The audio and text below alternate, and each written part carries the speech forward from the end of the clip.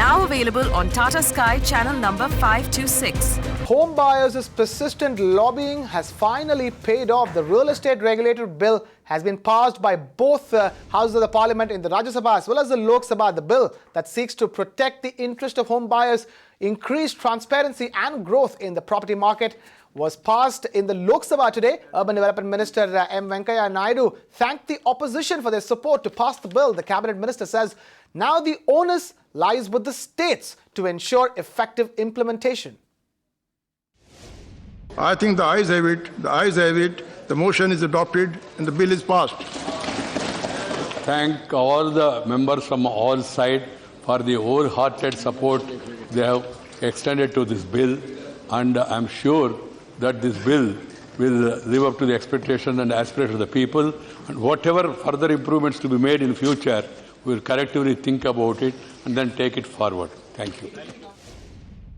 We do have Magic Bricks Now's editor Faye D'Souza joining us here on the Property News in the studio with me for more on that. Faye, I see a big smile on your face. It's done, isn't it? Finally, both houses of the parliament, we have a regulator. All that remains now is for the president to sign the bill. Tell us, at this point in time, how is the industry and the home buyer set to benefit from here on?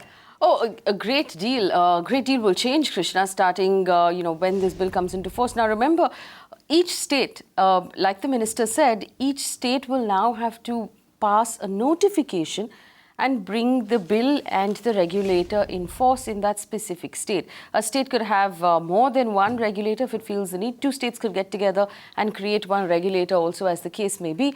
But, I stayed up last night reading the entire text of the bill, and there are some very interesting things. So, obviously, there were a lot of details that we already knew of, but the actual text of the bill throws up some more interesting details, like a 5-year warranty on construction, which, the developers will have to give all customers, which means that if anything cracks or breaks or leaks in your construction in the first 5 years from the date of possession, the developer has to fix it within 1 month at his own cost. That's one thing. We know the escrow account is settled at 70% and not at 50%. Okay. The other thing that's interesting is, up till now, when you paid your 20% down payment, that needed to have been done with a registered agreement. Now, that's at 10%. So the developer cannot take any more than 10% from you without registering an agreement. And here's a very, very interesting thing, which I'm sure all members of the industry, all developers will be very interested in. Krishna, remember we had this conversation about the fact that the industry was upset about the fact that there would be no regulation on local government bodies that are handing out permissions. And I'm reading this from the text of the bill, which basically says the authority can make recommendations to the government, which in this case would be the state government, for the creation of a grievance redressal mechanism against acts of omission and commission from competent authorities and their officials. So what this basically means is that the regulator can recommend to the state that a redressal mechanism be created against local bodies. Okay. This is very, very important. Now, it's buried in page 20 at the bottom of the page where we found it.